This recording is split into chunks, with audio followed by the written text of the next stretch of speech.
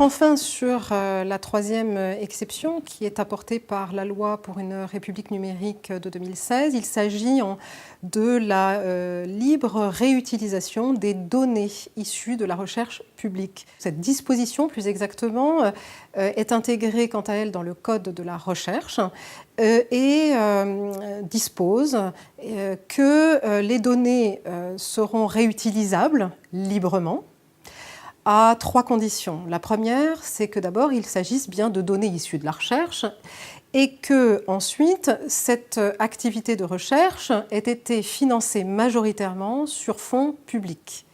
Et enfin, troisième condition, il faut que les données ne soient pas en elles-mêmes protégées par un droit spécifique. Il faut évidemment comprendre des droits de propriété intellectuelle, droit d'auteur, ce qui pourra être en l'occurrence plus rare, mais surtout droit sui generis sur les bases de données. Enfin, pour que la disposition puisse s'appliquer, il faut également que les données aient été diffusées par soit le chercheur, le laboratoire ou l'établissement. Sachant que, et c'est important de le souligner, que les chercheurs sont seuls à pouvoir décider de la diffusion de leurs données et même des conditions de leur diffusion. Ces données, qui sont des données scientifiques, doivent en effet avoir été validées sur le plan scientifique et leur diffusion ne peut avoir lieu qu'à condition que les chercheurs soient consentants et disposés évidemment à les diffuser. Cette loi, finalement, à travers l'ensemble de ces dispositions, représente un tout et un ensemble relativement cohérent.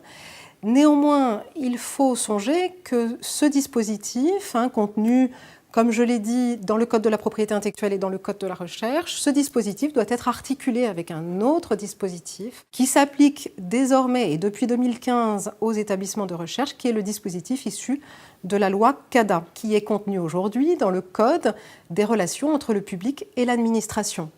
Ce qui vient sensiblement compliquer les choses pour le juriste qui se doit d'analyser clairement l'articulation entre l'ensemble de ces dispositions. L'open data, ou ce qu'on appelle également l'open access, bien que les deux termes soient un petit peu différents, ce sont donc des dispositifs qui ne permettent pas globalement de diffuser massivement et sans condition les données scientifiques ou les publications. Il y a des conditions à respecter et ces conditions doivent être connues de l'ensemble de la communauté scientifique, bien sûr. Pour conclure, sur cet ensemble législatif et ce dispositif, il me semble que la mesure phare est celle qui concerne en particulier l'open access, c'est-à-dire l'ouverture des publications scientifiques, et que de ce point de vue, il y a lieu de saluer le travail du législateur qui permet en effet d'optimiser en réalité les occasions de publication des chercheurs